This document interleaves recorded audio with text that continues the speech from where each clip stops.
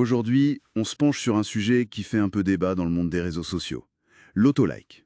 Aimer ses propres posts, bonne idée ou au contraire un truc à éviter?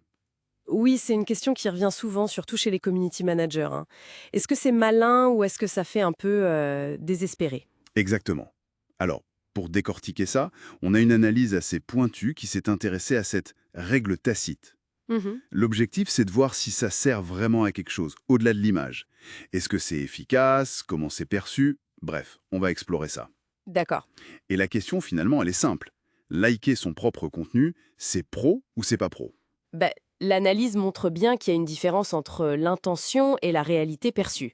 Souvent, l'idée derrière, c'est pas juste de se faire plaisir. Ah non, c'est quoi alors l'intention? C'est plutôt d'essayer de, comment dire, de donner une première impulsion, créer une petite impression de popularité dès le départ, pour peut-être encourager les autres à cliquer aussi.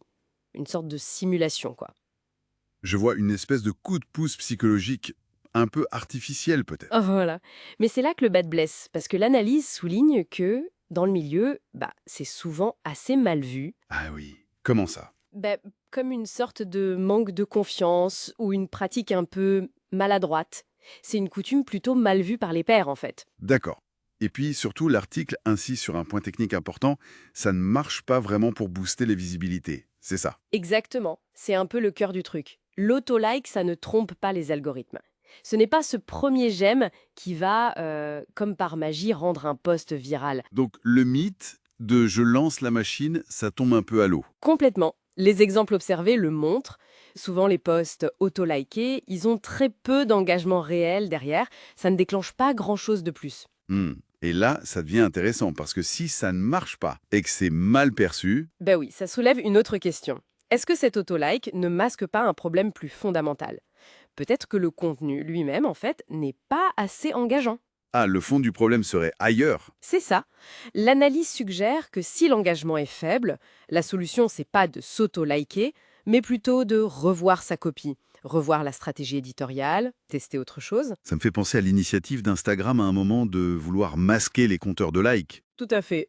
Pour recentrer justement sur la qualité du contenu, sur le message, plutôt que sur cette course aux chiffres qui peut être un peu vaine. Oui, sortir de la métrique purement quantitative. C'est ça. Si le contenu est pertinent, s'il parle vraiment à l'audience, normalement l'engagement vient naturellement, Hmm. sans avoir besoin de ce petit coup de pouce artificiel au début. Bon, l'analyse concède quand même un tout petit avantage potentiel, non? Oui, un truc vraiment minime, une visibilité très marginale sur certaines plateformes comme Facebook ou LinkedIn, où l'action peut apparaître dans le fil d'actu des contacts, mais bon, Mais c'est négligeable par rapport aux inconvénients, on est d'accord. Le conseil principal de l'article, c'est plutôt accepter la frustration, laisser tomber l'autolike. exactement. Accepter qu'un poste puisse démarrer doucement, et surtout, l'alternative constructive, c'est de mettre l'énergie ailleurs. C'est-à-dire, Mais se concentrer sur la création de contenu de qualité qui apporte quelque chose, qui suscite une vraie conversation. Et puis, interagir, liker les commentaires des autres, répondre, ça, c'est valoriser. C'est ça l'engagement authentique. donc tester, évoluer et éviter la facilité, quoi. Voilà, ne pas rester sur des formules un peu usées si elles ne donnent rien. Donc si on fait le bilan, l'autolike, ça ressemble plus à une pratique peu efficace, voire contre-productive. Ça peut masquer des faiblesses de contenu et c'est mal perçu. L'authenticité, la qualité, c'est ça qui prime. C'est tout à fait ça. La qualité et l'interaction réelle avec sa communauté. Très clair? Et ça nous amène peut-être à une réflexion un peu plus large au fond.